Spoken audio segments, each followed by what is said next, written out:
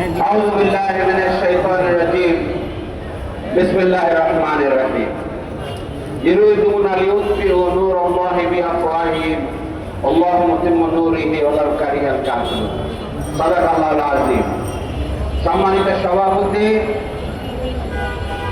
ঢাকা মহানগরীর সম্মানিত নায়েবে আমির ডক্টর হেলাল উদ্দিন, প্রধান অতিথি বাংলাদেশ জামাত ইসলামের সহকারী সেক্রেটারি জেনারেল, নির্বাহী পরিষদ সদস্য জনাব মাওলানা আব্দুল হালিম, এখানে উপস্থিত আছেন 11 দলীয় ঐক্যবদ্ধ বাংলাদেশের নেতৃবৃন্দ, ঢাকা মহানগরীর বিভিন্ন পর্যায়ের নেতৃবৃন্দ। আজকের এই প্রতিবাদ সভায় বিক্ষুব্ধ আজকে জনতা, ভাই এবং বোনেরা, সাংবাদিক ভাইরা এবং তাদের মাধ্যমে পুরো দেশবাসীকে জানাই আবারও সালাম। আজকে দেশবাসী ক্ষুব্ধ,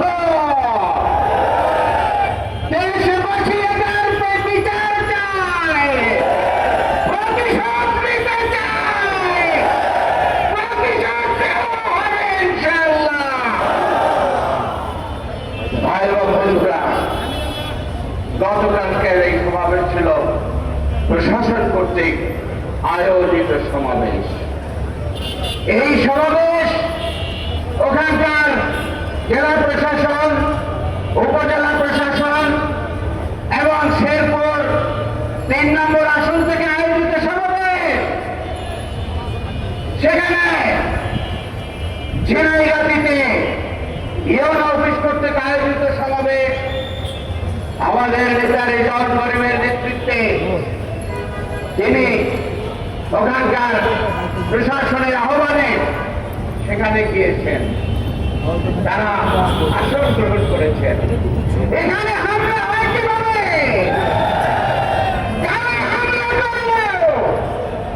প্রকাশ্যে মানুষ খুন করলো, প্রকাশ্যে জামানত থেকে খুন করলো, প্রকাশ্যে নির্বাচনকে হত্যা করতে চেয়েছিল। কি বিচার হয়েছে?